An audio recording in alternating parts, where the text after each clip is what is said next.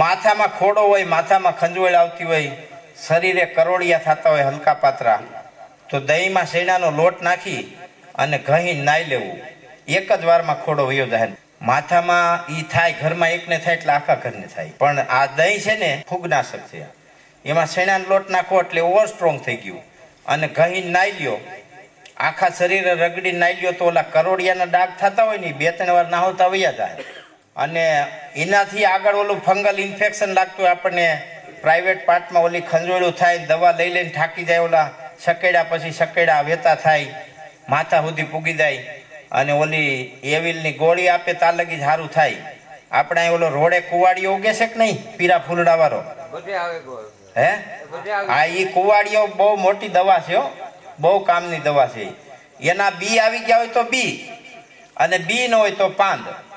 ઈ 100 ગ્રામ પાંદડા વાટી અને એમાં 50 ગ્રામ કે 25 ગ્રામ દહીં નાખી દો ગાયનું ને કોઈને મિક્સ કાલવીને બનાવી દો અને જે આપણે ઓલું ફંગલ ઇન્ફેક્શન લાગ્યું હોય એમાં મારી દો એટલે એક જ વારમાં ધોડતો. 5-5 લાખની દવા લઈ લઈને બેઠા. હરિયાણાના એક 2200 એકર જમીન છે, 8-10 ઇન્ટરનેશનલ સ્કૂલો છે અને એને આખાય ઘરને આવડવા થયું છે અને 1.5 વર્ષથી દવાઓ લે છે.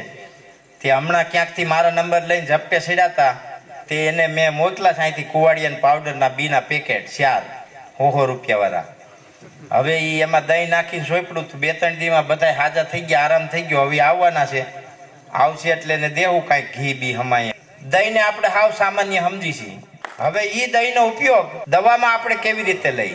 સૌથી પહેલા આપણે ઝાડા થયા હોય તો એક વાટકો દહીં અને એમાં 2 ચમચી ઈસબગુલ નાખીને પાઈ દેવું, પી જવું. આ ગાયને વાસળું ને ઝાડા થાય, આપણે વાસળું ને બહુ ઝાડા થાય, કંઈક વધુ થાવી ગયું હોય તો 10-15 દીનું વાસળું હોય તો 200 ગ્રામ દહીં લેવું અને 50 ગ્રામ ઈસબગુલ નાખી હલાવીને તરત પાઈ દેવું, વાટ ન ધોવી નકર જામી જાય.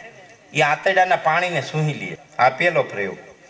પછી બાળકોને હાવ યાદશક્તિ ન હોય, આ પ્રયોગથી માત્ર તમને 8 થી 12 દિવસમાં રિઝલ્ટ આવશે યાદશક્તિ માટે.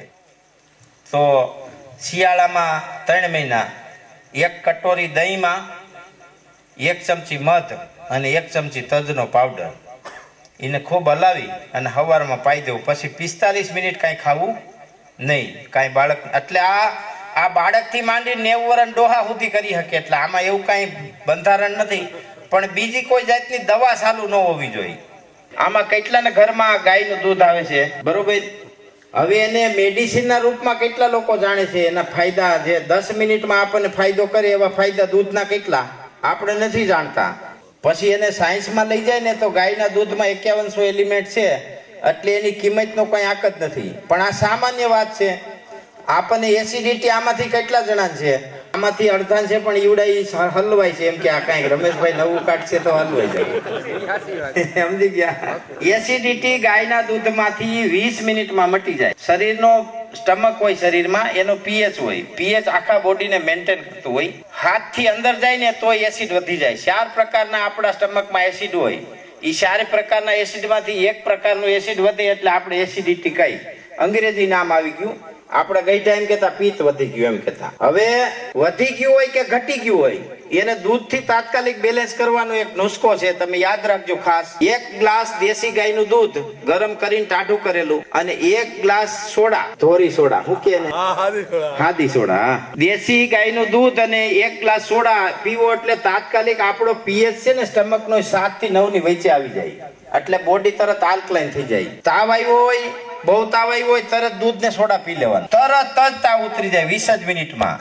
પેશાબમાં બળતરા થતી હોય, તડકામાં હાલી ગયા હોય, પગના તળિયા ઉઘાડા રહી ગયા હોય, ક્યાંક બહુ જોરદાર તડકો લાગી ગયો હોય, તરત દૂધ ને સોડા પી લેવાનું. પેશાબની બળતરા 20 જ મિનિટમાં બંધ થઈ જાય. પથરી વારે વારે થતી હોય, એને રોજ હાંજે 1 ગ્લાસ દેશી ગાયનું દૂધ ને સોડા પી લેવાનું. પણ તમે અખતરો કરશો તો ગાયની કિંમત સમજાશે. કોણ આપણને શું કહેશે ને નહીં જોવાનું, પણ આપણે શું કરવું છે ને નક્કી રાખવાનું. આ એક પ્રયોગ હતો નાનકડો દૂધ ને સોડાનો. આ થોડાક ખાલી પ્રયોગ કહી દઉં તમને. નીંદર ન આવતી હોય તો દૂધ ને સોડા પીવાનું. આંખું બળતી હોય, એલર્જી હોય આંખોની, દૂધને સોડા પીવાનું. માથું ખૂબ દુખતું હોય દૂધને હળદર લગાવી દેવાનું કપારે. દૂધને ભો મીઠું આપણે ધૂળમાં મીઠું નાખી અને ઘહી દેવાનું અને કપાળે સોપડી દેવાનું. આવા દૂધના અસંખ્ય પ્રયોગો છે. આંખોની બળતરા હોય, આંખોમાં એલર્જી હોય તો ગાયના આશરમાંથી સીધું આંખમાં એક પીસ, ખાલી એક પિચકારી જ મારવાની. આપણે ઘણી વાર ઓલા ગાયોને વાસડું ને આંખું હોદી જાય ખબર, એની આંખ આમ બે હાથે ખોલી અને એક એના ને માના દૂધની એક પિચકારી મારવાની. આજ સાંજે મારો ને, સવારે હોજોય નહીં હોય ને આંખું ધોરી કોડા જેવી છે એકદમ કમ્પ્લેટ.